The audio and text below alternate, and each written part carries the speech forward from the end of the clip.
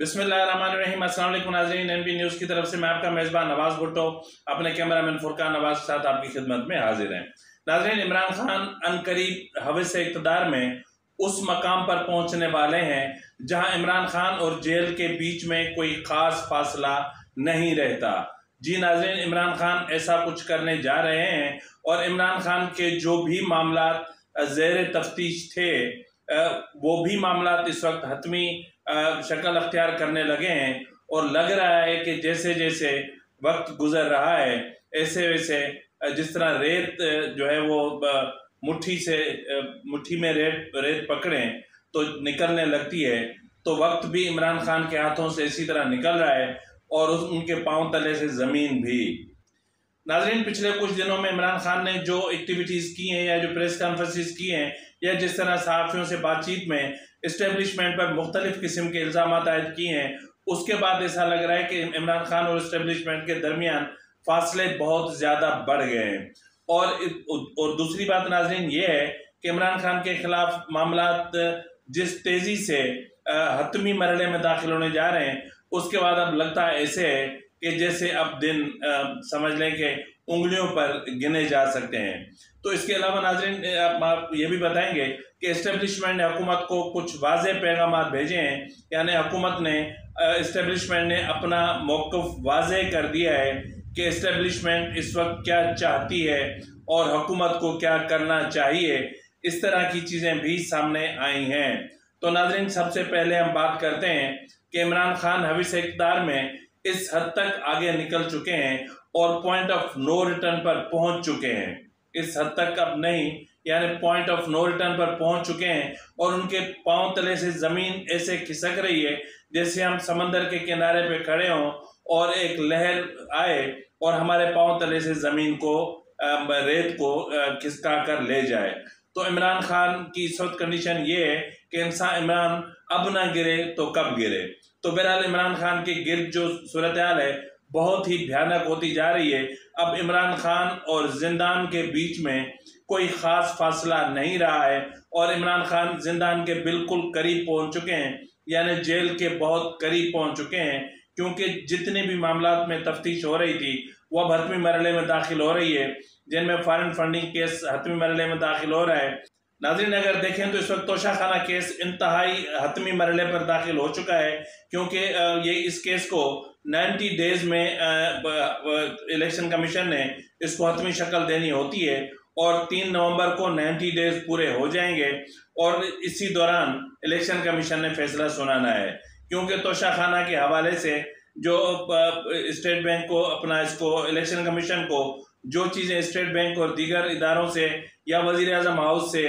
Toshakhana case के हवाले से जो जो कुछ चाहिए था वो तमाम रिकॉर्ड मौजूद है और मौसूल हो चुका है। और इसके हवाले से जो खुद इमरान खान का अपना बयान है वो तो खुद समझ लें कि अपने आप में एक बयान हल्फी है और वो इकरारनामा है कि हाँ मैंने ये सब कुछ किया का मतलब ये है कि जो करना है कर लें। इसके अलावा नाज़रीन 3 नवंबर तक ये फैसला मुतवक्का है। इसके अलावा जो तौहीन इलेक्शन कमीशन केस है वो भी हतमी मरहले में दाखिल हो चुका है और फॉरेन फंडिंग केस वो भी हतमी मरहले में दाखिल हो चुका है।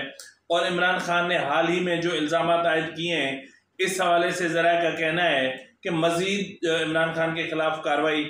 करने के लिए इलेक्शन कमीशन ने भी जो है वो हिकमत अमली मुरतब करना शुरू कर दी है। तो नाज़रीन, आपको अंदाज़ा हो गया होगा कि इलेक्शन कमिश्नर सिंध ने जिस तरह इमरान खान की तरफ से मलीर की एक सीट के हवाले से स्टेटमेंट दिया गया था, तो उस पर जो है वो इलेक्शन कमिश्नर सिंध ने सख्त लहजे में जवाब देते हुए इमरान खान को कहा था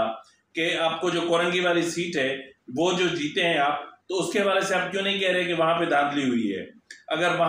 यहाँ धांधली हुई है तो फिर वहाँ भी धांधली हुई होगी। तो इसका मतलब ये है कि जहां आप जीते वो सीट क्लियर है, जहां आप हारे वो सीट जो है वो धांधली है, वो सब कुछ है। तो बहरहाल आप हाजी साहब हैं और आपको क्या कह सकते हैं, और आप तो बहुत बड़े आदमी हैं। तो बहरहाल इस वक्त अहम तरीन जो मामला है वो एक मामला इलेक्शन कमीशन के हवाले से भी था। अपना मिजान है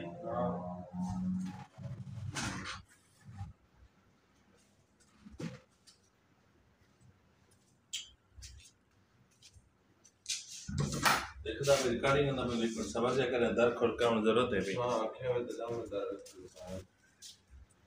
दर खड़काने की तरह में को लगा ना बंद दिखा।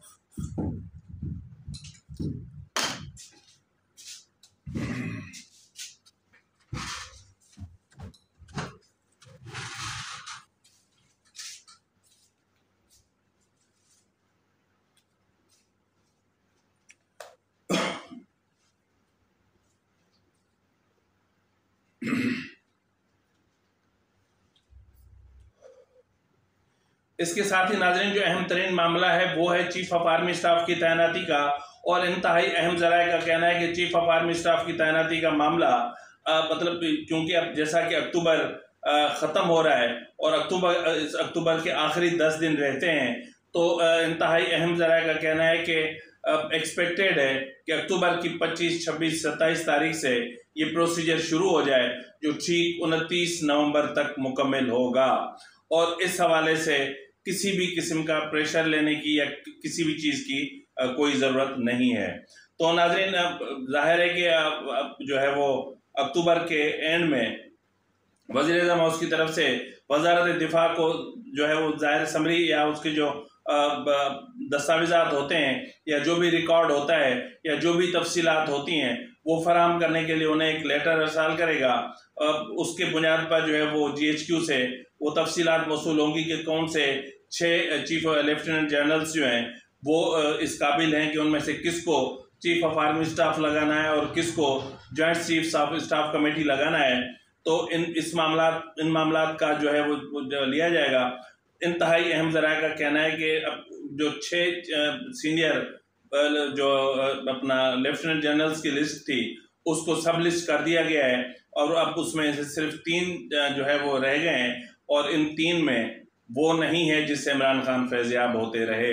यानी वो उन 6 में से तो थे लेकिन वो शॉर्ट लिस्ट हो चुके हैं। तो बहरहाल इमरान खान के लिए बहुत बड़ी सदमे की बात है, और इमरान खान को इससे बहुत बड़ा सदमा लगेगा जब इमरान खान को ये पता लगेगा कि वो साहब शॉर्ट लिस्ट हो चुके हैं। तो बहरहाल इसके अलावा नाज़रीन हम आपको ये भी बताते चलें कि एस्टेब्लिशमेंट ये चीज़ समझ चुकी है कि सिविल गवर्नमेंट के साथ या एक मुंतखब हुकूमत के साथ उन दिनों जब मुल्क के मुआशी और सियासी हालात ख़राब हों, अगर उस वक्त कोई मतलब एक बदमज़गी पैदा की जाती है तो फिर हालात मज़ीद बिगड़ सकते हैं, बेहतर नहीं हो सकते। तो नाज़रीन 2014 में जिस तरह जनरल पाशा ने उस वक्त जो ISI चीफ थे उनकी तरफ से जिस तरह जो है PTI की पीठ पे हाथ रखा गया था, और उस हाथ में इतनी शक्ति थी और इतनी ताकत थी कि वो जो इमरान खान साहब थे वो चढ़ दौड़े PTV पर, वो चढ़ दौड़े पार्लियामेंट पर, वो चढ़ दौड़े ऐवान सदर पर। उसने जो जी में आया वो करता रहा, वो बगावत भी कर गुजरा, वो आइन की इनहराफी भी कर गुजरा, वो पार्लिमान की तौहीन भी कर गुजरा, वो मुल्क के एक वाहिद नशरियाती इदारे को भी तहस नहस कर चुका, लेकिन इसके बावजूद उसको ना किसी ने रोका ना किसी ने पूछा। और मुकदमा तो बने लेकिन ज़ाहिर बाद में फिर चाहता था, लाडला था, और वो चाहत आखिरी जो चाहत उनकी थी वो जब तक जनरल फैज़ हमीद साहब ISI चीफ थे तब तक ख़त्म हुई, और उसके बाद से आज तक उस चाहत की तलाश में फिर रहे हैं। तो नाज़रीन यहाँ पे हम आपको ये बताते चलें कि जिस तरह मैंने कहा कि इस्टेब्लिशमेंट ने माजी से सबक सीखा है और बहुत सीखा है, और अगर अब भी नहीं सीखेंगे तो कब सीखेंगे। इस वक्त ज़रूरत इस चीज़ की है कि जो मामलात मुतनाज़े हैं उन पर जो है वो हतमी फैसला कर लिए जाएँ, हतमी फैसले कर लिए जाएँ, ताकि मुल्क को एक दुरुस्त सिमत दी जा सके। हतमी फैसला कर लिया जाए कि जो है वो खैबर पख्तूनख्वा में जिस तरह तालिबानाइजेशन हो रही है, क्यों हुई, किस तरह हुई, कैसे हुई, उनको कैसे आने दिया गया, और इसमें खैबर पख्तूनख्वा हुकूमत का कितना किरदार है, और उसमें वज़ीर आला का खुद का कितना किरदार है, और उसमें मकामी जो कुछ लोग हैं उन्होंने किस तरह सहूलतकारी की। और इस सब को मिलाने के लिए एक जिस तरह अभी आज आपने सुना होगा कि नेशनल असेंबली में भी बात हुई कि एक ट्रुथ कमीशन कायम कर दिया जाए।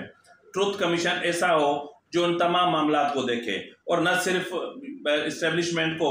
इसकी तरफ पहल करनी चाहिए और वज़ीर आज़म को कह देना चाहिए कि आप तैयार, हम तैयार हैं और आप हुक्म जारी करें, और इसी तरह की एक ट्रुथ कमीशन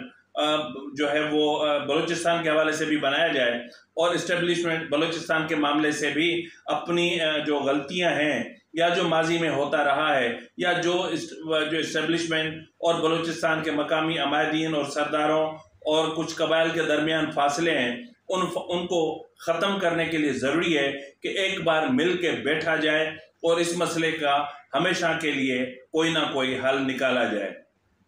बिल्कुल इस तरह जिस तरह गुज़िश्ता रोज़ जो कोर कमांडर्स कॉन्फ्रेंस हुई और उसके बाद इस्टेब्लिशमेंट की तरफ से हुकूमत को एक वाज़ेह तौर पर पैगाम भेजा गया है कि इंतखाबात का इनेकाद जो हुकूमत वक्त है वो आइन की रोशनी में करवाए, उसकी मर्जी है, और पहले करवाना चाहे तो भी उसकी मर्जी है, और हुकूमत अपनी मुद्दत पूरी करना चाहे उसकी भी मर्जी है, क्योंकि इंतखाबात के हवाले से कोई कंप्रोमाइज़ नहीं होगा और इस पर कोई समझौता नहीं होगा। नाज़रीन, बाकायदा तौर पर यह कहा गया है कि एस्टेब्लिशमेंट ऐसे किसी भी जत्थे ग्रुप को सपोर्ट नहीं करेगी जो इस्लामाबाद पर चढ़ाई करेगा, जो सियासी अदम इस्तेहकाम फैलाएगा, जो मुआशी अदम इस्तेहकाम फैलाएगा, जिससे मुल्क की मईशत तबाह हो सकेगी, हो पाएगी, या ऐसा कोई ख़तरा हो, तो ऐसे अनासिर की बेखुनी के लिए उनका साथ बिल्कुल नहीं दिया जाएगा। और इस वक्त इस्टेब्लिशमेंट और पाक फौज न्यूट्रल है और न्यूट्रल ही रहेगी, और जो भी पार्लियामान के मामलात हैं वो मुंतखब हुकूमत के मामलात हैं, और इंतखाबात अपने तरीक़ेकार के मुताबिक और आइन की रोशनी में और मुकर्ररा मुद्दत में करवाए जाएँ, ताकि इस मामले पे किसी किस्म का कोई इबहम मज़ीद न रहे। नाज़रीन, इसके अलावा ये भी कहा गया है कि आर्मी चीफ का तकर्रुर जो है उसके हवाले से भी कहा गया है कि उसके हवाले से भी जो भी क्या साराइयाँ पाई जा रही हैं कि ये हो रहा है, वो हो रहा है, और ये तो उन तमाम क्या साराइयाँ, सब क्या साराइयाँ बेबुनियाद हैं और उनका वो बेसलेस हैं और वो झूठ पर मबनी है, और ऐसा कोई मामला नहीं है। चीफ ऑफ आर्मी स्टाफ का तकर्रुर तयशुदा तरीक़ेकार के मुताबिक होगा और अपने मुकर्ररा वक्त पर ही होगा और उससे पहले नहीं होगा। और ये भी कहा गया है कि वज़ीर आज़म जिसको मुनासिब समझें, यानी ज़ाहिर है कि जब जो प्रोसीजर मुकम्मल होगा उसके बाद वज़ीर आज़म जिसको मुनासिब समझें चीफ ऑफ आर्मी स्टाफ तैनात करें, जिसको मुनासिब समझें chief of joint staff committee तैनात करें, वो उनका अपना ज़ाहिर वज़ीर आज़म का अपना सवाबदीद अख्तियार है, और joint chief of staff committee का तकर्रुर भी उसी तयशुदा तरीके के मुताबिक होना है। नाज़रीन, इंतहाई जो है वो वाज़ेह तौर पे कहा गया है कि लॉ एंड ऑर्डर की सिचुएशन ख़राब करने की किसी को कोशिश करने नहीं दी जाएगी, और मावराए आइन इक़दामात की अब इजाज़त नहीं दी जाएगी। यानी कोई भी शख्स, कोई भी पार्टी, कोई भी जमात, कोई भी जत्था मावराए आइन इक़दाम करेगा तो फिर जो भी कवानीन मौजूद हैं उन कवानीन को मद्देनज़र रखते हुए कार्रवाई की जाएगी। और ये भी कहा गया है कि इस वक्त किसी भी सतह पर, किसी भी लेवल पर, किसी भी शख्स, गिरोह या फर्द से मुज़ाकरात नहीं चल रहे, और अब जो भी होगा वो जो है वो हुकूमत खुद तय करेगी। तो नाज़रीन, जिस तरह ये चीज़ें तय हुई हैं, इसी तरह अगर खैबर पख्तूनख्वा के हवाले से भी एक सिविलियन गवर्नमेंट को एतमाद में ले लिया जाता और वहाँ पे जो तहरीक तालिबान से बातचीत की गई थी, अगर ये सारे मामला पहले ही हल कर लिए जाते या पहले ही तय कर लिए जाते तो आज एक इत्तफाक राय मतलब मौजूद होता, और आज किसी भी किस्म की हालात से निपटने के लिए सब एक पेज पर होते। तो बहरहाल अब भी वक्त हाथ से नहीं गया और अब भी सूरत हाल अंडर कंट्रोल है। अब भी अगर एक ट्रुथ कमीशन बनाया जाए और जाके और जो है वो इसको पूरी दयानतदारी के साथ, अब आज अगर हम नहीं सीखेंगे तो फिर कब सीखेंगे? आज अगर हम ये चीज़ें नहीं समझेंगे तो फिर कब समझेंगे? बहुत खेल खेल लिए हमने, बहुत पावर शेयरिंग फार्मूले हमने डिसाइड कर लिए और बहुत सारे पावर शेयरिंग फार्मूलों पे अमल भी कर लिया, बहुत माशाल्लाह लग चुके, बहुत हो चुका। यही नतीजा निकला है ना कि आज हम डिफॉल्ट के किनारे पर खड़े हैं। यही नतीजा निकला है ना कि आज हमारा मुल्क सियासी अदम इस्तेहकाम का शिकार है। जिस तरह इससे पहले वाले व्लॉग में मैंने बताया था आपको कि कौन सा ISI चीफ था, कौन सा था, कि कहाँ से सिलसिले शुरू होते हैं और आके जनरल फैज तक रुकते हैं। तो अगर इस तरह होता रहा या जिस तरह ये होता रहा मतलब माजी में, और आज भी अगर इसी तरह होता रहा, तो फिर माजी में और आज में क्या फ़र्क रहेगा? तो क्या हम इस मुल्क को बचा सकेंगे? इस मुल्क को मुस्तहकम कर सकेंगे? इस मुल्क में हम जमहूरियत को मुस्तहकम कर सकेंगे? जमहूरी इदारों को मुस्तहकम कर सकेंगे? फिर तो हम कुछ नहीं कर सकेंगे। हमें वक्त से सीखना है, हमें अपनी गलतियों से सीखना है, हमें अपने माजी से सीखना है। इक़्तिदार कोई चीज़ नहीं है। ये मुल्क है तो इक़्तिदार भी है, ये मुल्क है तो अख्तियार भी है, ये मुल्क है तो हम भी हैं, ये मुल्क है तो सब कुछ है। तो बराए करम इस वक्त है कि हक़ाइक़ को समझें, उनको मद्देनज़र रखें और उनको मद्देनज़र रखते हुए फैसले करें। माजी की गलतियों से सीखें, माजी के जो लालच और हविस इक़्तिदार की जो हविस इक़्तिदार का जो हविस था उससे सीखें, और अब गलतियों की गुंजाइश नहीं है। अब बलूचिस्तान के मामले को भी हल किया जाना चाहिए, खैबर पख्तूनख्वा के मसले को भी हल किया जाना चाहिए, और ये तय हो जाना चाहिए कि अब पॉलिटिकल विंग जो है वो महज पॉलिटिकल सिचुएशन पे नज़र तो रखेगा, लेकिन सियासी मामलात में मुदाखलत नहीं करेगा, पार्लिमानी उमूर में मुदाखलत नहीं करेगा, अदालती उमूर में मुदाखलत नहीं करेगा, किसी के हक में किसी के खिलाफ फैसले नहीं लिए जाएंगे, फैसले नहीं करवाए जाएंगे और फैसले नहीं किए जाएंगे। ये चीज़ें जब तय हो जाएंगी तो मुल्क खुद ब खुद जो है वो एक पटड़ी पे चल पड़ेगा और हम अपनी मंजिल को पा लेंगे, और हमारी मंजिल एक आलीशान तरक्की है और हम उस तरक्की को पा सकते हैं। इसी के साथ ये अपने मेज़बान नवाज़ भुट्टो को इजाज़त दीजिए। अल्लाह हाफिज़।